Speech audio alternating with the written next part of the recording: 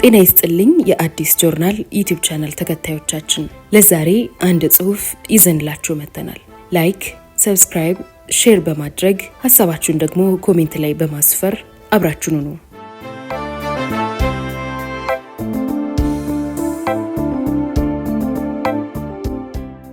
ሞት የተገደለበት ድግስ። የጉማ አክስት። ተራሮችን ያንቀጠቀጠ ትውልድ ከሚለው መጽሐፍ የተወሰደ። በተከታታይ ክፍሎች እናደርሳቸዋለን። ክፍል 1።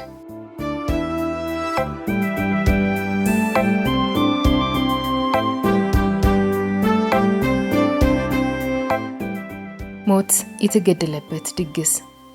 ጉማና አክስቱ። መሰረታዊ ጽሑፍ ተስፋዬ ገብረአብ። የጽሑፍ ቅንብር ሳሙኤል አዳል። በአድዋ ከተማ ጉማ የሚባል የህወሓት ሕዋስ በደርግ ጉያ ውስጥ ሆኖ የሰራው ገድል ብዙዎችን የአድዋ ነዋሪዎች ያስደመመ ታምር ገድል ነበር። የህወሓትንም ሆነ የከተማውን ወጣቶች እየታደገ ነዋሪውን ከዳር እስከ ዳር ለትግል ያነቃቃ የድል ታሪክ ነው። እንዲያ የፖለቲካ ሽኩቻ በጦፈባት የህወሓትም ሆነ የደርግና የኢህአፓ አባላት እየተዳፈጡ በተፋጠጡባት አድዋ በዚያን ወቅት ምድር ቀውጥ ሆና ነበር። የደርግ ካድሬዎችና ነጭ ለባሶች በአንድ በኩል፣ ኢህአፓ በሌላ በኩል፣ ህወሓትም በሌላ ጎራ የሚንቀሳቀሱባት የትግል መድረክ ነበረች። አንዱ በሌላው ላይ ሾተል መዟል እንዳይጥና ድመት። አንዱ ሌላውን ይጠባበቃል፣ ይከታተላል። አንዱ በሌላው ውስጥ ሰዎችን አስርጎ ዓላማውን ለማራመድ ይጥራል። ማን ማንን ያምናል? ትክክለኛ እምነት ወይንም ተልእኮው ግንባሩ ላይ አልተጻፈም። ባል ሚስቱን፣ ወንድም እህቱን፣ ዘመድ ጎረቤቱን የሚጠራጠርበት ክፉ ጊዜ ነበር። በደርግ ጉያ ውስጥ ኢህአፓ ስልጣን ይዞ ፈላጭ ቆራጭ የሆነበት ሁኔታ ይስተዋላል። ህወሓትም በደርግ ውስጥ ሰርጎ ገብቶ ድርጅቱንና አባላቱን ከአደጋ ለመታደግ ለዓላማው ይታገላል። የደርግ ሰላዮችም በኢህአፓም ሆነ በህወሓት ውስጥ ሰርገው ለመግባት ይታገላሉ። በእንዲህ አይነቱ አስቸጋሪ ወቅት አንድ አደገኛ የሞት መቅሰፍት በአድዋ ህዝብ ላይ አንዣበበ፣ በተለይም ወጣቱ ላይ። ደርግ በሌሎች የሀገሪቱ ክፍሎች እንደሚገኙ ወጣቶች ሁሉ የአድዋ ወጣቶችንም በጅምላ በአደገኛ ጠላትነት ፈረጀ። እናም መመታት መቀጣት አለባቸው። መልአኩ ሞት በቀይ ሽብር ተመልሶ መጣ።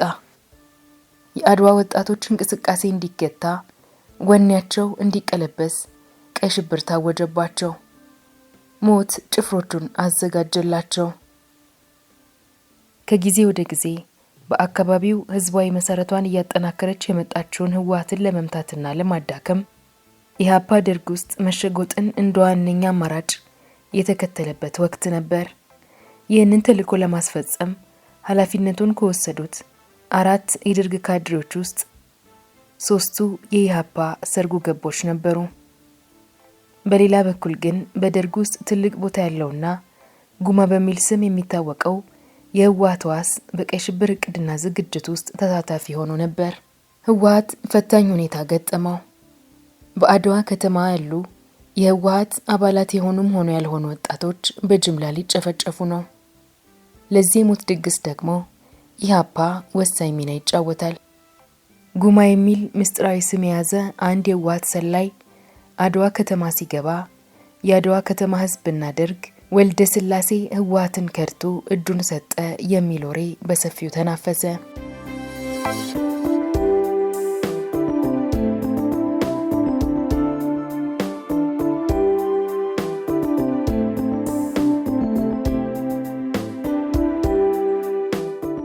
ወልደ ስላሴ ግርማይ በ1968 ዓ.ም ነበር ከህዝባዊ ወያኔ ሓርነት ትግራይ በወቅቱ ተሃት ጋር ለመቀላቀል ወደ በረሃ የወጣው።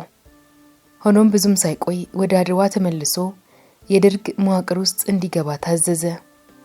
በረሃ ለመቆየት ከፍተኛ ፍላጎት ቢኖረውም እንኳን የድርጅቱን ፍላጎት መፈጸም ግን ግዴታው ነበር። በአጭር ጊዜ ውስጥም አዲስ አበባ ድረስ በመሄድ በደርግ ደህንነት መስሪያ ቤት በኃላፊነት ላይ በነበረ አንድ የቅርብ ዘመዱ አማካኝነት የኢጫት አባል ሆኖ ለመመልመል ቻለ። በራሱ ፍቃድም ወደ አድዋ ተመለሰ። በሰላዮቹም ከፍተኛ ተቀባይነት እያገኘ መጣ። በአድዋና በአካባቢዋ ላይም ወሳኝ ሚና ይጫወት ጀመር። የአውራጃ የህዝብ ድርጅት ጽህፈት ቤት ኃላፊ ለመሆንም ጭምር በቃ። ባለው ከፍተኛ ተሰሚነት በመቀሌና በአዲስ አበባ የወታደራዊ ደርግ መንግስት በሚያደርጋቸው ቀጣይ እቅዶችና ስብሰባዎች ላይ እየተገኘ በየጊዜው የሚያገኛቸውን ጠቃሚ መረጃዎች ወደ በረሃ ለህወሓት ማስተላለፍ ቀጥሏል። በ1968 በህወሓት በተሰጠው ግዳጅ መሰረት ከትግራይ ወደ አዲስ አበባ ሲንቀሳቀስ እግሩን በቢላ ተልትሎ ለሕክምና የመጣ በማስመሰል በቁስሉ ፋሻ ውስጥ የተለያዩ የድርጅቱን በራሪ ጽሑፎች ጠቅልሎ በማሳለፍ አዲስ አበባ ለነበሩ ወኪሎች ያከፋፍል ነበር። በየካቲት 66 ፖለቲካ ትምህርት ቤት ገብቶ ትምህርቱን እንደጨረሰ የአድዋ ህዝብ ድርጅት ጉዳይ ኃላፊ ሆኖ በተመደበበት ጊዜ እዚያው ከተማ በወላጆቹ መኖሪያ ቤት ካሰችን ጨምሮ በስሩ የነበሩትን ወንድሞቹንና እህቶቹን እያስተዳደረ መኖር ጀመረ። ብዙ ጊዜም ከአድዋ አዲስ አበባ የሚመላለሰው በመቀሌ ወይንም በጎንደር በኩል ነበር። በወቅቱ በኢህአፓ አባላት የሚደርስበትን ጥቃት ለመከላከል በአድዋ ፖሊስ ጣቢያ አካባቢ ሌላ መኖሪያ ቤት ተከራይቶ አሳቻ የመንቀሳቀሻ ሰዓቶችን መቀየር ነበረበት። የደርግ መንግስት በትግራይ አካባቢ ለመፈጸም የሚያስበው ማንኛውም ተግባር ወዲያውኑ በተሟላ መልኩ በወልደ ስላሴ አማካኝነት ህወሓት እጅ ይደርስ ነበር። በተጨማሪም በአድዋ ከተማ ወጣቶች ላይ የሚያንዣብበውን አደጋም ይከላከልላቸዋል።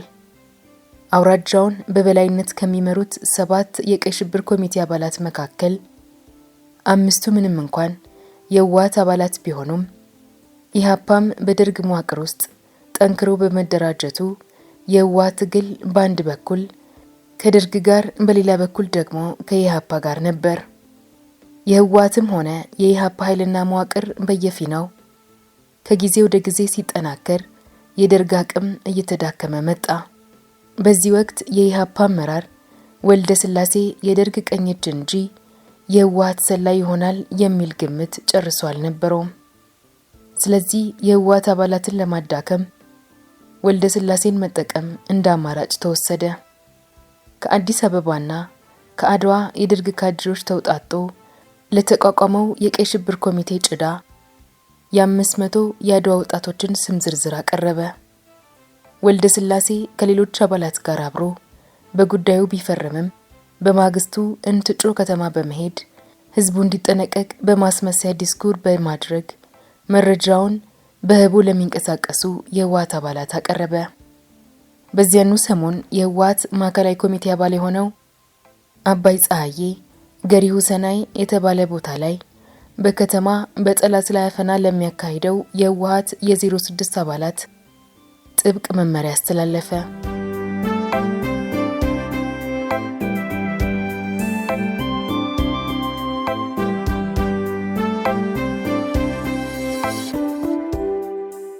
መመሪያውን የተቀበሉት የማዕከላዊ ትግራይ የባዶ 6 ኃላፊ ስምረቱ መለስና ባልደረባው አለማየሁ በቀለ ነበሩ።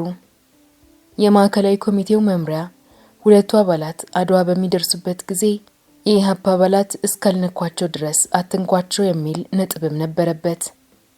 ኢህአፓ የህወሓት አባላትን ለማስጨፍጨፍ ዝግጅቱን በጨረሰበት ጊዜ ይህ መመሪያ ግራ የሚያጋባ ነበር። ሆኖም ታጋዮቹ መመሪያውን ከአባይ ፀሐዬ ተቀብለው ተለያዩ። ስምረትና አለማየሁ በመጀመሪያ ቀኑት ወደ ስራ ቦታቸው ወደ እንትጮ ከተማ ነበር። እንትጮ ከተማ ውስጥ የህዝብ ግንኙነት ስራ ከሚሰራው ከተክሉ ሐዋስ ጋር ተገናኙ። ብዙም ሳይቆዩ አለማየሁ ወደ ምድብ ቦታው ሲያመራ ስምረቱ እዚያው ከተማ ቀረ። ስምረቱና ተክሉ ከሰላምታ በኋላ በአንድ ሻይ ቤት ውስጥ ተቀምጠው ስለ አካባቢያቸው ወቅታዊ ሁኔታ በመጫወት ላይ ሳሉ አንድ ሰው ወደ ሻይ ቤቱ ሲገባ ተመለከቱ። የገባው እንግዳም በቀጥታ ወደ እነሱ መጥቶ ሰላምታ ካቀረበላቸው በኋላ ለተክሉ ሐዋዝ አንድ ደብዳቤ ያቀበለው። ተክሉ ደብዳቤዋን ገልጦ ብቻውን ከተመለከታት በኋላ ለስምረቱ ሰጠው። ያቺ ደብዳቤ በቀጥታ የመጣችው ከአድዋ ከተማ ነበር። ያዘለችው መልእክትም እንዲህ ይነበባል። እኛ በአድዋ ከተማ ውስጥ የምንገኝ ወጣቶች ከችግር ጋር ተፋጠን እንገኛለን። ሕይወታችን አደጋ ላይ ወድቋል። ደርግ በቀይ ሽብር ሊጨፈጭፈን ዝግጅቱን አጠናቋል። ከአጭር ጊዜ በኋላም እርምጃውን ይቀጥላል። ሁኔታውን በግልጽ ብትረዱት ጭፍጨፋውን ለማካሄድ የኢሃፓ የውስጥ አባል ሆኖ የሚንቀሳቀስ በደርግ ስልጣን ላይ ያለ በአንድ በመቶ አለቃ የሚመራ ቡድን አድዋ ገብቷል እና ጓዶች ፈጥናችሁ ልታድኑን ይገባል። ፈጥናችሁ ካላዳናችሁን እኛንም ሆነ ድርጅታችን ከፍተኛ አደጋ ላይ የሚጥል ሁኔታ ይፈጠራል። ሞትና ሕይወት በቀጭን ግር በተያያዙባት የመጨረሻ ሰዓት የተላለፈ ጊዜ የማይሰጥና አስቸኳይ ምላሽ የሚሻ የድረሱልኝ ጥሪ። ሁለት ወጣት ታጋዮች ሁኔታው አስደንጋጭ ሆነባቸው። መልእክቱ ከገሪው ሰርናይ ከተላከላቸው መመሪያ ጋር ትንሽ የሚጋጭ ይመስል ነበር። ማዕከላዊ ኮሚቴው ሳያውቅ ምንም እርምጃ እንዳይወስድ የተላለፈ መመሪያ ተላልፎ ነበር። በእርግጥ የኢሃፓዎች እስካሁን አልነኳቸውም። አሁን ግን ሊነኳቸው ብቻ ሳይሆን ሊጨፈጭፏቸውም ተዘጋጅተዋል። አውሬዎቹ አድብተው አመቺ ሁኔታ ይጠብቁ ነበር። ማዕከላዊ ኮሚቴው ደግሞ ይህንን አያውቅም። ታዲያ አሁን ይህንን ጉዳይ ለማዕከላዊ ኮሚቴ ማሳወቅ ያስፈልግ ይሆን? ግን ቢያስፈልግስ እንዴት ተደርጎ? ታጋዮቹ ግንኙነት የሚያደርጉበት ሬዲዮ የላቸውም። ገሪሁ ሰርናይ መሄድ ሊኖርባቸው ነው። እስከዚያ ደግሞ የአድዋ ቀይ ሽብር ዝግጅት ተግባር ላይ ውሎ ብዙ ወጣቶችን ሊበላ ሆነ። ጊዜ የለም። በእንዲህ አይነት ሁኔታ ደግሞ ለታጋዮች ጊዜ ወርቅ ብቻ ሳይሆን ሕይወት ነው። ብዙና ውድ ሕይወት። ጠመንጃዎች በጓደኞቻቸውና በወገኖቻቸው ላይ ተነጣጥረዋል። ስለዚህ መፍጠን አለባቸው። በአስቸጋሪ ሁኔታ ላይ ወዲያውኑ መፍለቅ ያለበት ፈጣንና ቆራጥ ውሳኔ ስምረትና ተክሉ ወሰኑ። ውሳኔያቸው ከዓላማ ጽናትና ከመንፈስ ጥንካሬ የመነጨ ነበር። ወደ አድዋ ሄደው ጓደኞቻቸውና ወገኖቻቸውን ሕይወት ለሚታደግ ተልኳቸው አቅሟቸውን፣ ብቃታቸውን መዘኑት። ራስን ለዓላማ መስዋዕት ማድረግ ብቻ በቂ ባይሆንም የነሱ መስዋዕትነት የሌሎችን ሕይወት መታደግ ይኖርበታል። ለዚህ ደግሞ በቂ መሳሪያና የሰው ኃይል ያስፈልጋል። ለዚያውም የሚፋለሙት የደርግ ኃይል በዋዛ የሚታለፍ አልነበረም።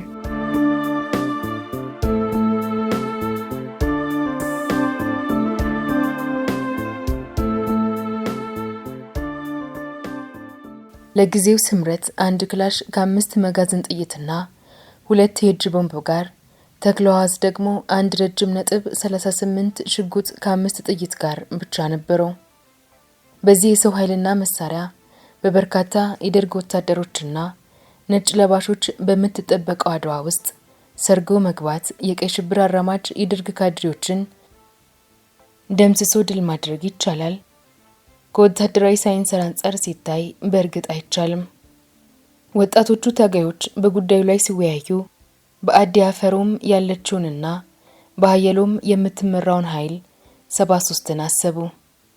በዚህ በኩል ግንኙነት በመፍጠር የመሳሪያውን እጥረት ማቃለል ይቻል ይሆናል። ይህም ጥሩ ሐሳብ ነው። በዚህ አማራጭ ላይ እንዳሉ የ09 አባል የሆነውን ክብሮምን ከተማ ውስጥ አገኙት። ክብሮም ከኢዲዩ ጋር ለሚደረገው ውጊያ ጥይት ለመግዛት ነበር ወደ ከተማ የመጣው። ተክሉና ስምረት ያጋጠማቸውን ችግር ለክብሮም ገለጡለት። የታጠቀውን ክላሽንኮፍ ይዞ እንዲከተላቸው ጠየቁት። ክብሮም ይህ ግዳጅ ጊዜ የማይሰጥ መሆኑን በማመን ለመስማማት አላመነታም። እነዚያ 3 ወጣቶች ሐሳብ ለሐሳብ ተስማምተዋል። ልብ ለልብ ተገናኝተዋል። ከማንም የበላይ አመራር ትዕዛዝ ሳይጠብቁ በራሳቸው ተነሳሽነት ለውስብስብ ግዳጅ ዝግጁ ሆኑ። የሚነድ እሳት ውስጥ ገብተው ሌሎችን ማዳን እንዳለባቸው በጽናት ወሰኑ። ሳይውል ሳያድር መፍጠር ነበረባቸው። ለማንኛውም ከደርግ ወታደሮች ጋር ለመመሳሰል እንዲያስችላቸው ቀደም ሲል ከሚሊሻዎች ተማርኮ በእንትጮ የሚገኘውን ሬንጀር ያዙ። ይህ በእንዲህ እንዳለ ወልደ ስላሴ ግርማይ አድዋ ውስጥ በጥንቃቄ ከደርግና ከኢህአፓ አባላት ጋር የሚያደርገውን ፖለቲካዊ ጨዋታ ተያይዞታል። በእርግጥ ወልደ ስላሴ እሳት የላሰ የደርግ ካድሬና የኢጫት አባል መሆኑን ድፍን አድዋ አውቆታል። ብዙዎች ከዛሬ ነገ በህወሓት ታጣቂዎች ይገደላል ብለው ይጠብቁ ነበር። እነዚህን የጓራይጦች ልክ አገባቸዋለሁ ብሎ ወልደ ስላሴ ሲናገር የሰሙ የአድዋ ነዋሪዎች በአደባባይ ረገሙት። እናቱ ወይዘሮ አውጣሽም አንገታቸውን መድፋት የጀመሩት በዚያን ጊዜ ነበር። ማህፀናቸው እኩይ ፍሬ በማፍራቱ አምላካቸውን አማረሩ። ሰው ለማየት ተሸማቀቁ። አዳይ አውጣሽ ልጆት ተስማምቶታል የሚለውን የጎረቤቶቻቸውን አሽሙር መቋቋም አቃታቸው። አድዋ በህወሓት በኢህአፓና በደርግ ካድሬዎች ተወራለች። ፍጥጫዋ ይሏል። በማንኛውም ደቂቃ ሊተኮስና የሰው ህይወት ሊያልፍ ይችላል። የአድዋ ህዝብና የአውራጃው አመራር ድጋፍ ሚዛን ወደ ህወሓት ማጋደሉ ያሰጋው ኢህአፓ ወልደ ስላሴን በማስወገድ ሚዛኑን ለማስተካከል ዝግጅቱን አጠናቋል። የፖለቲካ ትኩሳቱን ሯል። ቀጥሎ የሚመጣውን በቅጡ ማወቅም አዳጋች ነበር። በአድዋ የሚሊሻዎች አዛዥ ሆነው ሻምበል ተስፋዬ ምንም እንኳን የደርግ ሰው መሆኑን ማንም በእርግጠኝነት ይናገርለት እንጂ የለየለት የኢህአፓ ካድሬ ነበር። ይህን ጉዳይ ወልደ ስላሴ ጨርሶ አያውቅም። ከሻምበሉ ጋር ይተዋወቃሉ፣ ያውጋሉ፣ ይገባበዛሉ፣ በመልካም አኳኋን ይግባባሉ። የወልደ ስላሴን የህወሓት አባልነት ግን በግላጭ ሻምበሉ አሳምሮ ያውቃል። ሆኖም ግን በወቅቱ አብዛኛው የኢህአፓ አባል የህወሓትን ኃይል በቀይ ሽብር ሰበብ ለማዳከም ወልደ ስላሴን መጠቀም እንደሚቻል ገምተዋል። ይህን እቅድ ተግባራዊ ለማድረግ ኢህአፓ በአባላቱ አማካኝነት ጥቆማዎችን ወደ ወልደ ስላሴ ያጎርፍ ጀመር። እነዚያ መረጃዎች ግን ወልደ ስላሴ ዘንድ ሲደርሱ ቀልጦ ይቀራሉ።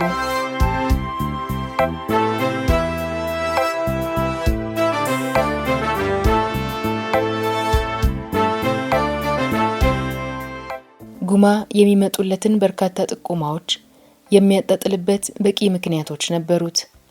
ብዙውን ጊዜ አረጋግጫለሁ፣ ሐሰት ነው፣ አሊያም እሱማ የኛ አባል ነው አደራጅቼዋለሁ የሚል ምላሽ ይሰጣል። በወቅቱ ስፍር ቁጥር የሌለው ሰራዊት ከ60 በላይ በሆኑ የወታደር ተሽከርካሪዎች ተጭኖ በማይቀነጣል በኩል አድርጎ አድዋ ገብቷል። ከተማዋ ትታመሳለች። በአንድ በኩል የህወሓት በሌላ በኩል ደግሞ የኢህአፓ ወረቀቶች በየቦታው ተለጥፈው ያድራሉ፣ ይውላሉ። እዚህም እዚያም ቀላልና ከባድ መሳሪያዎች ይተኮሳሉ። እዚህም እዚያም በተባራሪውና በወከባው መሃል ሰው ሞቶ ይገኛል። ስርዓተ አልበኝነት ሰፍኗል። ይህ ሁሉ የቀይ ሽብር ዘመቻ የተቃረበ አስመሰለው። በወቅቱ ግፍና ወንጀል የበረከተበት፣ የሰው ልጅ ለእንስሳት እንኳን የሚሰጠውን ክብር የተነፈገበት ጊዜ ነበር። ቤተሰብ ይበረበር፣ ይደፈር ነበር። ታጣቂዎች በፈለጋቸው ጊዜ ቤት ገብተው ቢፈልጉ ዕቃ ሰብረው ሌላም የፈለጋቸውን ፈጽመው ይወጣሉ። ማንም ምንም ነገር አይናገርም። ክፉና ዘግናኝ ዜናዎችም ይሰማሉ። 6 ወታደሮች አንዲት ነፍሰ ጡር ሴትን አስገድደው ተገናኙ። ሴትየዋም በዚያው ሞተች። እግዚኦ! አንድ ከገጠር የመጣ ሰው በመንገድ ተገድሎ ተገኘ። ሲበረብሩት ከብር በርበሬና ከ75 ሳንቲም ሌላ አላገኙበትም። አቶ በላይ መንገሻ የሚባሉት በመግቢያው በስፋት አትክልቶችን፣ ዛፎችንና የተለያዩ እጽዋትን የሚያለሙ ስመጥርና ሀብታም ሰው ጫት ለመውሰድ የመጡ ወታደሮች ገደሏቸው። ምን አለ ቢጠይቋቸው ይስጧቸው ነበር እኮ። እግዚኦ! ካድሬዎች ግራዝማች ወልደ ጊዮርጊስንና ግራዝማች ብርሃኔ የሚባሉትን ሰዎች መኪናዎች ወስደው እንዳልነበሩ አደረጓቸው። እግዚኦ! እነዚህን የመሳሰሉ መርዶች መስማት የተለመደ ነበር። ህዝቡ በቤቱ፣ በንብረቱ፣ በልጆቹና በርስቱ አዛዥ መሆኑ ቀረ። ይህም እንኳን የታጋዩን የማንኛውንም ሰው ልብ አመረረው።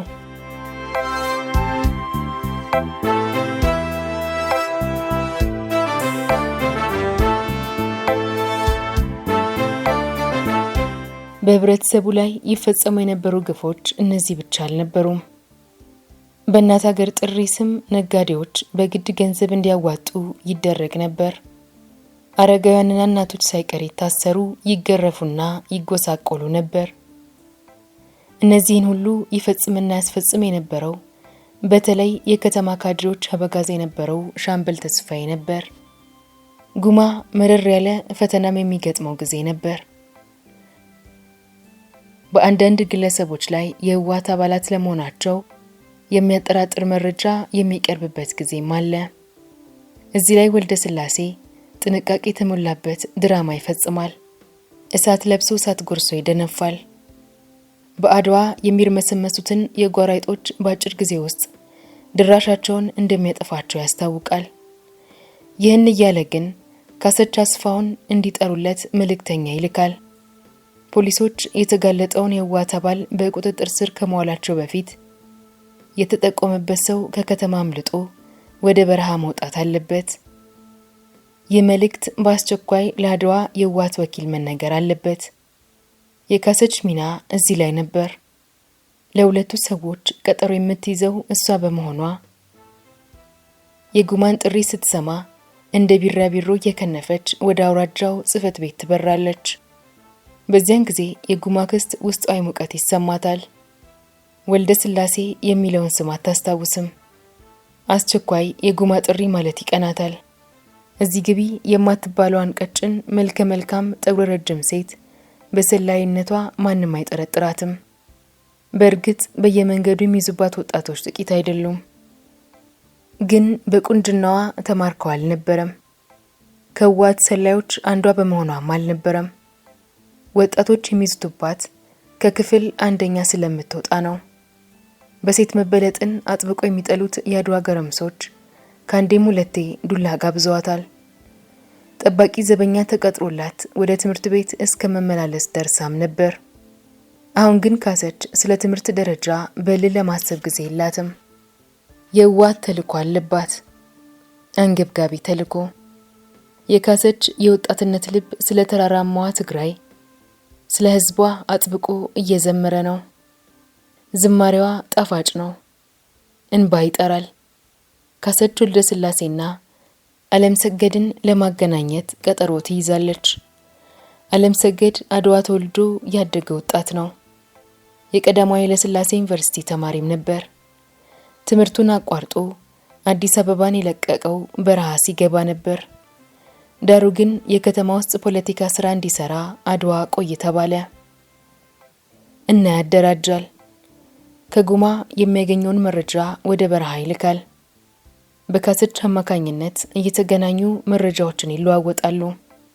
የወልደ ስላሴን የህወሓት ሰላይነት በድፍን አድዋ ካሰችና ዓለም ሰገድን ጨምሮ 4 ሰዎች ብቻ ነበር የሚያውቁት።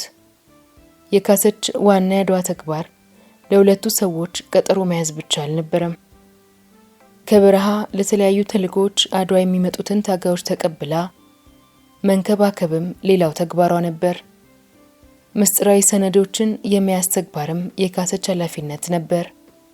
በዚህ ወቅት ታማኝና ምስጢር ጠባቂ እንደነበረች ይነገርላታል። ጽናት እንዲሁም ጠንካራ ስሜትና ፍላጎት ነበራት። የትግል ስሜቷ መነሳሳት የጀመረው 9ኛ ክፍል ሳለች ባነበበቻቸው የማኦና የሌኒን ጥቂት መጻሕፍት እንደነበር የሚያወሱ አሉ። ከዚህ ስሜቷ ጋር የህወሓት መከሰት ወደ ትግሉ እንድትገባ አድርጓታል ብለው ያምናሉ የሚቀርቧት።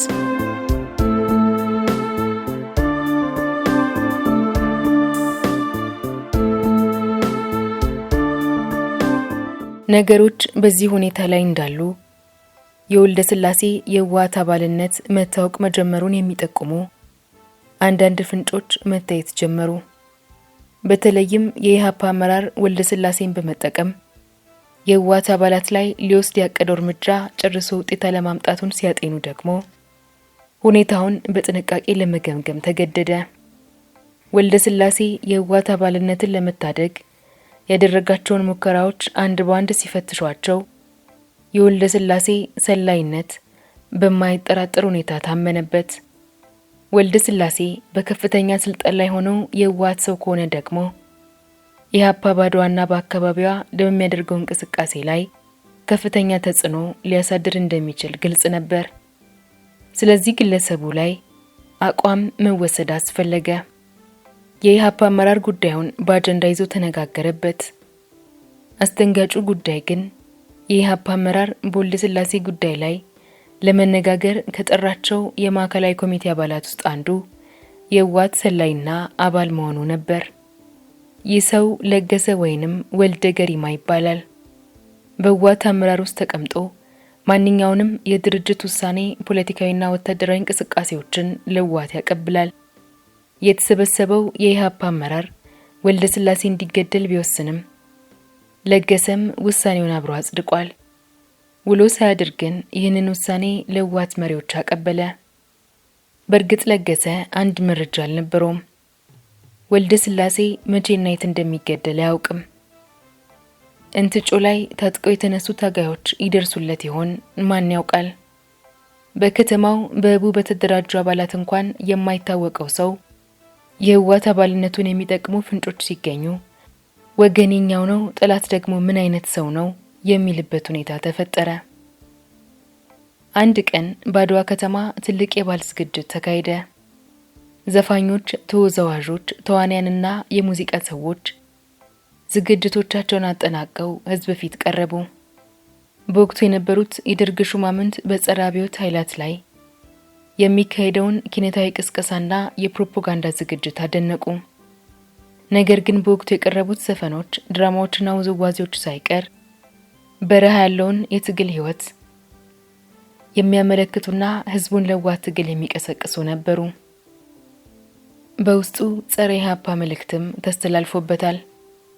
አብዛኞቹ የባህል ዝግጅቱ ከያንያንም በከተማ የተደራጁ የህወሓት አባላት ነበሩ። ይህ ዝግጅት መጀመሪያ አድዋ ውስጥ በገንዘብ ታየ።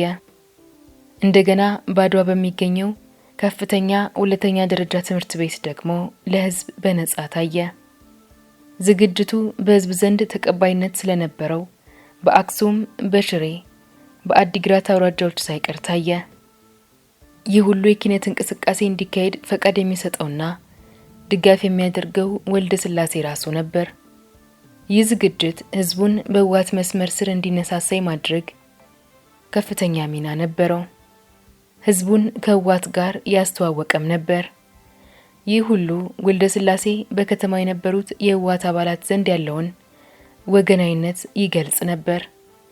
ህዝቡን በዝግጅቱ ከፍተኛ ሁኔታ ከመቀስቀሱ የተነሳ እየተነሳ አብሮ ይሳተፍ፣ ሽልማት በመስጠት ሁሉ ስሜቱን ይገልጽ ነበር። ኢህአፓ ወልደ ስላሴ የህወሓት አባል ነው ብሎ እንዲጠራጠር ካደረጉት ምክንያቶች አንዱ ይህ ነበር።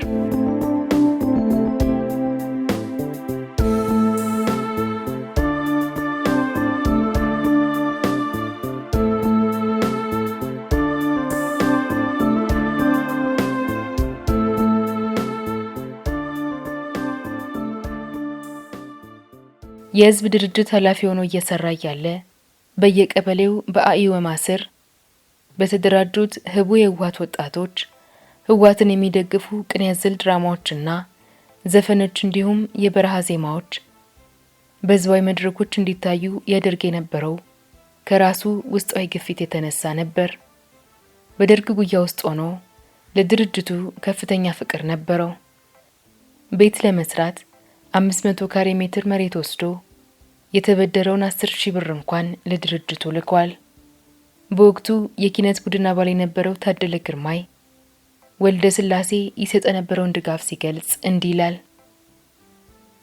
በአድዋ ከእንደ ሚካኤል ወጣቶች ጋር ሆነን የኪነት ልምምድ በምናደርግበት ወቅት በአዳራሽ እጥረት ምክንያት ሶሎዳ በሚባል ተራራ ስር በሚገኝ ሸርጥ ውስጥ ልምምድ ላይ ያለን በአጋጣሚ ለጥበቃ ወጥቶ በነበረ የደርግ እስረኛው እግረኛ ብርጌድ ጦር ታፍሰን እስር ቤት ገባን። እስር ቤት ከገባን በኋላ የብርጌድ አዛዡ በእኛ ላይ እርምጃ ለመውሰድ የአድዋ ባለስልጣናትንና ካድሬዎችን አስቸኳይ ስብሰባ በመጥራት ዝግ ስብሰባ ያካሄደ። በስብሰባው ላይ ወልደ ስላሴ የነበረ ሲሆን የወቅቱን ሁኔታ አሳሳቢነት በማስታከክ ሀሳቦችን ሰነዘረ። በቅድ ላይም የነበረው የቀይ ሽብር ኮሚቴ ስራውን ሳይጀምር እነዚህን ምንም የሚያውቁ ሕፃናት ታዳጊዎች አስረን አንድ ቀን እንኳን ብናድር ነገ ቀንደኛ ተዋናይ የሆኑትን የኢህአፓና የህወሓት አባላትን ማስበርገግ ስለሚሆን ብዙ ወጣትም ተደናግጦ በረሃ ስለሚገባብን የተያዙት ወጣቶች በቤተሰብ ዋስትና ማስጠንቀቂያ ተሰጥቷቸው እንዲለቀቁ በማለት ሐሳቡን አሳማኝ በማድረግ ለውሳኔ አብቅቷል። ይህንን የነገሩኝ አብረው ከተሰበሰቡት ካድሬዎች ውስጥ አንዳንዶቹ ናቸው። የአድዋ ከተማ በዙሪያው በተቆፈረ የቀበሮ ጉድጓድ ውስጥ በመመሸግ ብዛት ያለው ወታደር ተጠብቃለች። ነጭ ለባሾች የውስጥ ጥበቃ ያካሂዳሉ። ወቅቱ ለደርግ መንግስት ማስፈሪ ነበር። በትግራይ ያሉ ተቃዋሚዎች በመንግስት ላይ ውጥረት የፈጠሩበት ጊዜ በመሆኑ ጥበቃው ተጠናክሯል። ወታደራዊ አዛዦችም ሰራዊታቸውን በተጠንቀቅ እንዲያቆሙ ትዕዛዝ ተሰጥቷቸዋል።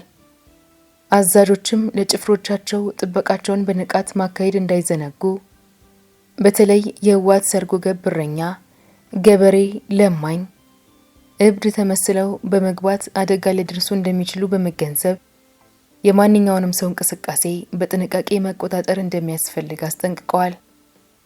ጥበቃውን በተገቢው መንገድ ያላካሄደና በእንዝላልነት ችግር ያስከተለ ወታደር በስታሊን ዱላ እንደሚመታ አምዝተዋል። እና ቋሚ ዘብ አካባቢውን በንቃይኖቹ እንዲያማትር፣ የዘብ አለቃ ዘቦችን በየዕለቱ እንዲከታተል፣ ተረኛ መኮንኖች ባልታሰበ ጊዜና በድንገት ዘብ ወረዳችን እንዲፈትሹ፣ የይለፍ ቃል በሚስጥር እንዲጠበቅና ያለ ይለፍ ቃል ማንም በወታደራዊ ቀጠናዎች ውልፍት እንዳይል ጥብቅ ትዕዛዝ ተላልፏል። ነጭ ለባሾችና የመረጃ ሰራተኞች በበኩላቸው እናቶቻቸውን፣ ሚስቶቻቸውን እንኳን እንዳያምኑ ጸጉረ ልውጦችን ያለምንም ቅድመ ሁኔታ ይዘው እንዲመረምሩ፣ የሚያጠራጥር ሁኔታ ሲገጥማቸው በማናቸውም ጊዜና ቦታ የጠረጠሩትን ሰው ይዘው አብዮታዊ ምርመራ እንዲያደርጉ ገደብ የሌለው ስልጣን ተሰጥቷቸዋል። እንግዲህ በደርግ መንግስት በኩል የአይነቱ ዝግጅት ባለበት ሁኔታ ነበር ሶስቱ የህወሓት አባላት ወደ አድዋ ግስጋሴ ጀመሩት። ታጋዮቹ በደርግ በኩል የአይነቱ ወጥመድ መሆኑን ያውቃሉ።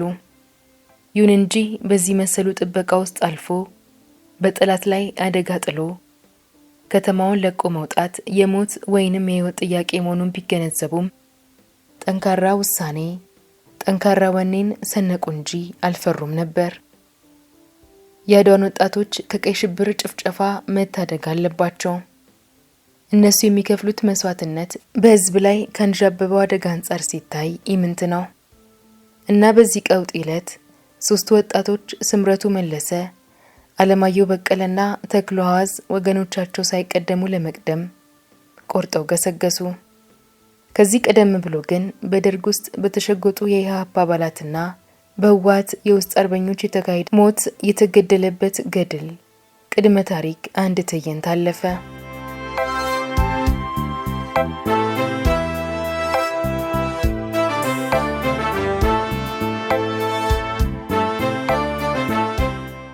ጊዜው ጥቅምት አጋማሽ 1970 ዓ.ም ነው። በዕለቱ ወልደ ስላሴ ላይ ግድያ ለመፈጸም የኢህአፓ ቅድመ ዝግጅቱን አጠናቋል። አስፈጻሚው ሻምበል ተስፋዬ ሲሆን የተሰጠው ተግባርም እጅግ ቀላል አልነበረም። በእርግጥም ወልደ ስላሴን ማፕ ሆቴል ወስዶ መጋበዝ አይከብደውም። ይህንን መሰል መገባበዝ ከወልደ ስላሴ ጋር በተደጋጋሚ ስለሚፈጽሙት ጨርሶ አያስቸግረውም። ማፕ ሆቴል በአድዋ መውጫ ላይ የሚገኝ በመሆኑም ወልደ ስላሴን ለማስወገድ አመቺ ቦታ ለመሆኑ አያጠራጥርም። ግዳጁን የሚፈጽመው ሰው ወልደ ስላሴን ቁና ሙሉ ጥይት አስታቅፎ እንደዋዛ ለቆ ወደ በረሃ ሊወጣ ይችላል። ምናልባት ሻምበሉ አንድ ተጨማሪ ስራ ይጠብቀዋል። ይህም የወልደ ስላሴን አስክሬን ሆስፒታል ማድረስ ነው። ይህንን ሲፈጽም ድፍን አድዋ ወልደ ስላሴ በህወሓት መገደሉን ማውራቱ አይቀርም። አጀንዳው በዚህ ይዘጋል።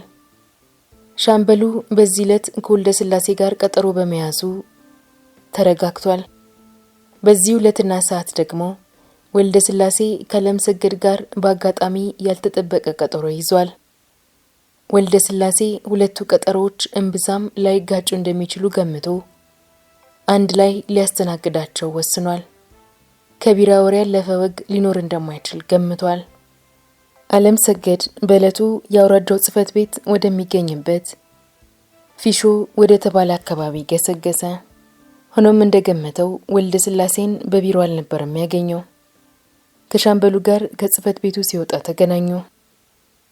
ሻምበሉ ወታደራዊ መኪናውን እንዲያቆም በወልደ ስላሴ ሲነገረው ሳያንገራግር ነበር መኪናዋን ያቆማት። በእርግጥ ሻምበሉ ወልደ ስላሴን ማፖቴል ይጋብዝ እንጂ ተገዳዩ ማን እንደሆነ አልተነገረውም። ጉዞ ጀመሩ። በመኪናዋ ውስጥ አንድ ታጣፊ ክላሽንኮቭ ጠመንጃ ተጋጅሟል። እያወጉ ማፖቴል ደረሱ። የማፖቴሉን 3 ደረጃዎች ወጥተው ወደ ውስጥ ዘለቁ።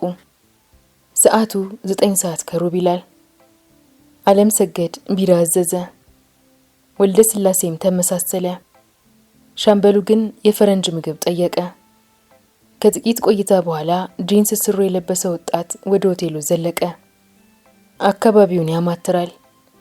ባልተመቻቸና ባልተረጋጋ ሁኔታም የሆቴሉ በር ላይ ተቀመጠ። ዓለም ሰገድ ወጣቱን በቅጡ አጤነው። ያውቀዋል። የኢሃፓ አንድ ዞን ኃላፊ እንደሆነ ጭምር ነበር የሚያውቀው።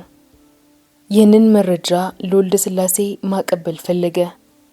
ምክንያቱም ወልደ ስላሴ ይህንን የመሳሰሉ መረጃዎችን ማወቅ እንዳለበት በድርጅት ደረጃ ታምኖበት ነበር። ሆኖም ጉዳዩ በሻምበሉ ፊት የሚነገር አልነበረም። ሻምበሉ የደርግ ታማኝ ጋድሬ መሆኑን ነው እነ ወልደ ስላሴ የሚያውቁት። ዋና ጠላት ደግሞ ደርግ እንጂ ኢሃፓ አይደለም። ስለዚህ ብቻቸውን የሚሆኑበትን አጋጣሚ መጠበቅ አለበት።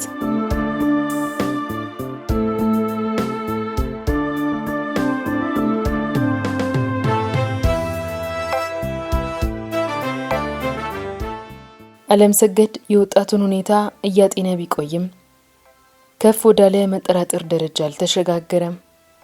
ቆይታቸውን እንዳበቁም ሂሳባቸውን ዘግተው ለመውጣት ተነሱ። ይህን ጊዜ ነበር ሻምበሉ እጁን መታጠብ መፈለጉን ገልጾ ወደ ጓዳ ገባው። ዓለም ሰገድና ወልደ ስላሴ ወደ መውጫው በር አቀኑ። ወጣቱ ልጅ በተቀመጠበት በኩል ማለፍ ነበረባቸው። በሩን አለፉ። ዓለም ሰገድ ስለ ወጣቱ ልጅ ማንነት ለወልደ ስላሴ ለመንገር እያሰበ ነበር እና ደረጃውን ሳይጠቀም ከበረንዳው ዘሎ ወረደ።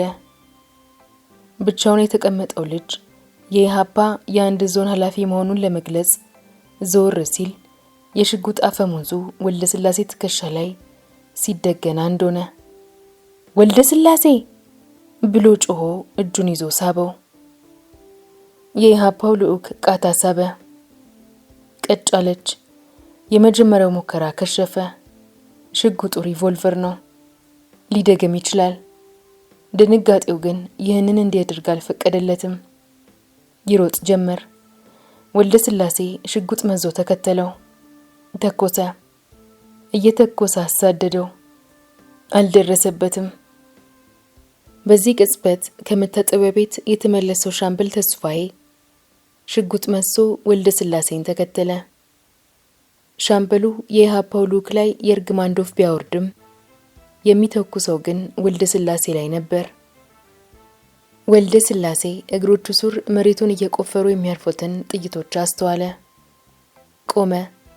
3ቱም ተፋጠጡ። ጥርጣሬዎች ፈነጣጠቁ። እንቀጥል ወደ መኪናው አለ ወልደ ስላሴ ሻምበሉን አስቀድሞ። በዝምታ ከመኪናው አጠገብ ደረሱ። ወልደ ስላሴ ከመኪና ውስጥ ተጣፊውን ክላሽንኮቭ ያዘና ሽጉጡን ለዓለም ሰገድ አቀበለው። ጉዞ እንደጀመሩ መንገድ ላይ ሌላ እክል እንደሚገጥም ቢገምትም ያችለት ግን ያለ ተጨማሪ ችግር አለፈች። ይህ የግድያ ሙከራ ወሬ ለአድዋ ከተማ ሕዝብ ትልቅ ርዕሰ ጉዳይ ሆኖ ሰነበተ። የግድያ ሙከራውን የፈጸሙት የህወሓት ታጋዮች መሆናቸው ነበር የታመነበት። ምክንያቱም ሕዝብ ወልደ ስላሴን እንደ ከዳተኛ ነበር የሚቆጥረው። ዓለም ሰገድ አብሮት እንደነበር ሲነገር ደግሞ ብዥታ ተፈጠረ። የአድዋ ከተማ ሕዝብ ዓለም ሰገድ የህወሓት ወኪል እንደሆነ ያምን ነበር።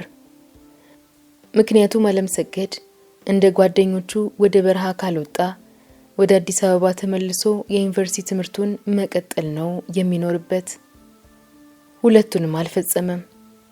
ይህ ሆነ ከከተማ የውስጥ ወኪልነት ውጪ ሌላ ላይሆን እንደማይችል ማንኛውም ሰው መገመት ይችል ነበር።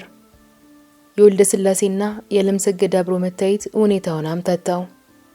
ወልደ ስላሴን በተመለከተም የተመሰቃቀሉ ጥርጣሬዎች ተፈጥረዋል።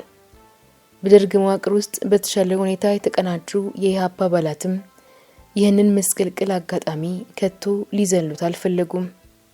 እነሆ የወልደ ስላሴ ተሰሚነት ማብቃት ጀመረ። የመጀመሪያ የግድያ ሙከራ ያልተሳካለት ኢህአፓም ጠንካራና ሰፊ የምንጠራ ዝግጅት ያደርግ ጀመር። አድዋን ብርት ላይ እንደ ሸረሪት ድር የተዘረጋውን የህወሓት መዋቅር ለመበጣጠስ ከደርግ ጀርባ በስውር እቅዱን ነደፈ። ደርግ አድዋ ላይ ህልውና አለኝ ይበል እንጂ ያስቀመጣቸው ሹማምንት አብዛኞቹ በህወሓት አሊያም በኢህአፓ የተመለመሉ ነበሩ። ወልደ ስላሴና ዓለም ሰገድንን ጨምሮ በርካታ የህወሓት አባላትን የሚጠራርግ አንድ ግብረ ኃይል ተቋቁሟል። ራሱ ወልደ ስላሴ የሚመራቸው ሁለት የደርግ ካድሬዎች ግን በሚስጥር የመንጠሪ ኮሚቴ አባላት ነበሩ። ዝግጅቱ በተፋጠነ ሁኔታ ቀጠለ። የዚህ ኮሚቴ ተዋላይም ሻምበል ተስፋዬ ነበር። ወልደ ስላሴ የእንቅስቃሴውን አስጊነት በቅጡ ካጤነ በኋላ ከአድዋ የህወሓት ቡድን ጋር መከረበት። የአድዋ የህወሓት ወኪልም ጉዳዩን ለበረሃው የአመራር አካል አሳወቀ። በርካታ ወጣቶችን የሚመነጥር ዘመቻ መጀመሩን፣ አንድ አስጊ ሰይፍ አድዋ ላይ ማንዣበቡን የሚገልጹ ደውሎች ተደወሉ። ኢህአፓና ህወሓት በተዳከመው የደርግ መዋቅር ላይ ተፋጠጡ። ሁለቱም ጎራዎች በድብቅ የፍልሚያ ዝግጅታቸውን አቀላጠፉ። አንዲት ሌሊት የአድዋ ከተማ ህዝብ ያቺን ሌሊት በጭንቀት አሳለፋት። ሌሊቱን የህወሓት ሰራዊት ከተማዋን ሳይወር እንዳልቀረ የብዙዎች ግምት ነበር። ሲቀልጥ ያደረው ተኩስ ከዚህ ያነሰ እንዲያስቡ አላደረጋቸውም። አይነጋ የለም የጭንቅ ሌሊቱ ነግቶ ገና ወገግ ከማለቱ የወሬ ነበልባል አድዋን ያመሳት ገባ። ህዝቡ ወሬውን ባሻው መንገድ ያስኬደው ጀመር። የሰማው ላልሰማው እያሻገረ አሟሟቀው። በእርግጥ 6 የደርግ ካድሬዎች የመገደላቸው ዜና እያንዳንዱን የአድዋ ነዋሪ ሳያስገርመው አልቀረም። ወሬው ይህ ብቻ አልነበረም። ቀንደኛው የደርግ ካድሬ ወልደ ስላሴ ግርማይ ታፍኖ ተወስዷል። 3 ጓደኞቹም በገዛ ቤቱ ማድ ላይ እንዳሉ በጥይት ተደብድበው ተገድለዋል። ሌሎች 3 ካድሬዎች ደግሞ ግንብ ወርቅ ጠጅ ቤት አጥር ስር እየሸኑ ሳሉ ጀርባቸው በጥይት ወንፊት ሆነው እዛው ተደፍተው ተገኙ። ወሬዎች ወሬን ይወልዱ ጀመር። ወልደ ስላሴ መኖሪያ ቤት የራት ግብዣ ላይ የነበሩት ካድሬዎች የጠቀለሉትን ሳይጎርሱ ነው የተገደሉት። ብርጭቆዎቻቸው ቢራ እንደሞሉ ተቀምጠዋል። ምግቡ ዶሮ ነበር አሉ። ነጭ የጤፍ እንጀራ ላይ በነጭ ሸክላ ሳህን ቀርቦ ፈረሰኛ መላላጫ ሲባባሉ የህወሓት ኮማንዶዎች ከተፍ ብለው በተቀመጡበት እዚያው አስቀሯቸው። ወልደ ስላሴን ደግሞ እጁ ላይ ብለውት በኤሌክትሪክ ገመድ ጠፍረው ይዘውት ተሰወሩ። በዚሁ ሰዓት ደግሞ ግንብ ወርቅ ጠጅ ቤት ተመሳሳይ እርምጃ ተወሰደ። ወልደ ስላሴን ደግ አደረጉ። ከሃዲ ነበር የእጁን አገኘ። ሞት ላይ ቀር እዚያ በረሃ እንደ ጓደኞቹ ቢሰዋ በተሻለው ነበር። የክደት መጨረሻው ይህ ነው አለ ህዝቡ።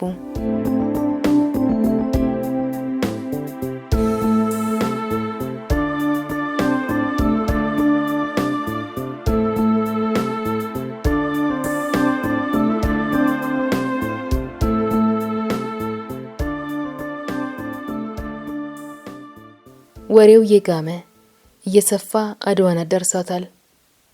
በወልደ ስላሴ መታፈን የደርግ ባለስልጣናት ክፉኛ መቆጣታቸውን ውስጥ ታዋቂ ነን ባዮች አንሾካሾኩ።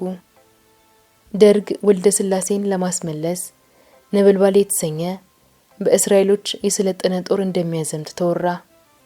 በወሬ ወሬም ካሰች አስፋው ስለተባለች ወጣት ሴት መንፈስ የጀመረ ወሬ አለ። የወልደ ስላሴ አክስት ወልደ ስላሴ ነበር የሚያስተምራት። ፖሊሶች ለጥያቄ ቢፈልጓትም አለመገኘቷ ተነገረ። ትላንት ማምሻውን ግን ቢራና ለስላሳ ስትገዛ አይተናታል የሚሉ ጎረቤቶች ተደመጡ። በፍርሃትና በስጋት እጅና እግራቸው የሚንቀጠቀጥ ፖሊሶች የወልደ ስላሴን መኖሪያ ቤት ገልብጠው ቢበረበሩት አንዳችን መረጃ ሳያገኙ ቀሩ። ስለ ወልደ ስላሴ የሚወራው ወሬ ሁሉ ቀስ በቀስ እየተዳከመ የመጣ ይመስላል። እንደገና ሌሎች ወሬዎች ይናፈሱ ጀመር። ዓለምሰገድ ገብረ አምላክ የተባለ ወጣት ከተማ ውስጥ አለማደሩ ተሰማ። ጆሮዎች ተቀሰሩ። ሹክሹክታዎች እዚህም እዚያም በረቱ። ይህችን የወሬ ጫፍ የያዙ ፖሊሶች ወደ ዓለምሰገድ መኖሪያ ገሰገሱ። ሽንቁሩን ሳይቀር በረበሩ። ሆኖም ልብሱን እንጂ ዓለምሰገድን አላገኙም። ስለተገደሉት 6 ካድሬዎች የከተማው ሕዝብ ጥቂት የወሬ ፍንጮች አገኘ።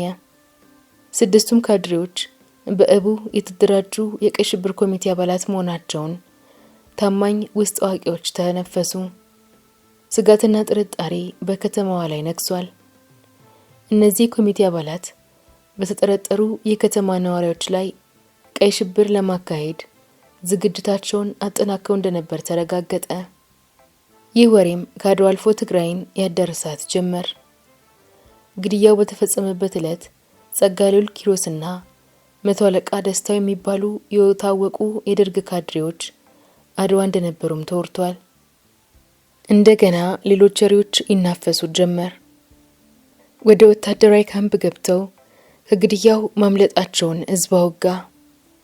የህወሓት ኮማንዶዎች ኤርትራ ላይ ብዙ ወጣቶችን የጨፈጨፉትን ጸጋሉልንም ሆነ መቶ አለቃ ደስታን በጥብቅ እንደሚፈልጓቸው ወሬው ተነዛ። ወሬው ከየት እንደሚፈላ ባይታወቅም አድዋን ሲያጥለቀልቃት ዋለ። ለህዝቡ እንቆቅልሽ የሆነበት ጉዳይ ግን የእንደርታው የህዝብ ድርጅት ኃላፊ ነጋሽ ወልደ ሩፋኤል የተባለ የደርግ ካድሬ በዚህ ዘመቻ ዋዜማ አድዋ ላይ መታየቱ እየታወቀ፣ በነጋታው ግን ከተረፉትም ሆነ ከተገደሉ ውስጥ ስሙ ሳይነሳ የገባበት ሳይታወቅ መቅረቱ ነው። የአድዋ ሰዎች እሱም እንደ ወልደ ስላሴ ታፍነው ይሆን ሲሉም ተጠይቀዋል። ከ6 ጸጉረ ልውጥ ሰዎች ጋር ካሰችን አይተናታል እያሉም አልታጡም። እነዚያም ሰዎች የፊት ገጽታ በበረሃ ኑሮ የመጎሳቆል ምልክት ይታይ እንደነበር አወጉ። በዚህ ሁሉ ወሬ ጨርሶ የማይስማሙም አሉ። የህወሓት ኮማንዶች ሌሊቱን አድዋ ገብተው ከደርግ ሚሊሻዎችና ከደርጎች ጋር ተፋልመው 6ቱን የቀይ ሽብር ኮሚቴ አባላት ገድለው ወልደ ስላሴን አፍነው ሄደዋል ሲሉ የራሳቸውን ግምት ሰንዝረዋል። ማምሻውንም ጥቂት ፖሊሶች ለዕለት ወሬዎች መደምደሚያ የምትሆን የወሬ ፍንጭ ወረወሩ። ይህም በዚያን ዕለት ምሽት ኩታ የለበሱ ታጣፊ ክላሽንኮቭ ጠመንጃ የታጠቁ 3 ሰዎች በፖሊስ ጣቢያ በኩል አቋርጠው ወደ ኮረብቶቹ ሲያልፉ መታየታቸውን አንሾካሹኩ። ይህንን ያዩት 8 ፖሊሶች እነዚያን 3 ታጣቂዎች እግር በእግር ተከታትለው አለመያዛቸው ግን አግባብ መሆኑን ማመን ይስማማሉ። ምክንያቱም ከህወሓት ጋር መዋጋት የወታደሮች እንጂ የፖሊሶች ግዳጅ አይደለም። ግራም ነፈሰ ቀኝ ያቺ ዕለት በወሬ ሰደድ እሳት ተቀጣጥላ ዋለች።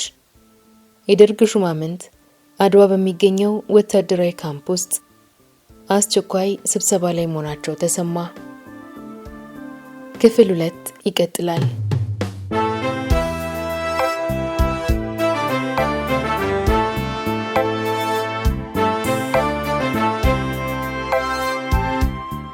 የዛሬ ታሪካችን እንዴት ነበር? ከወደዳችሁት ላይክ አድርጉ። ሐሳባችሁን ኮሜንት ላይ አስቀምጡልን። ሰብስክራይብ ማድረጋችሁንም እንዳትረሱ።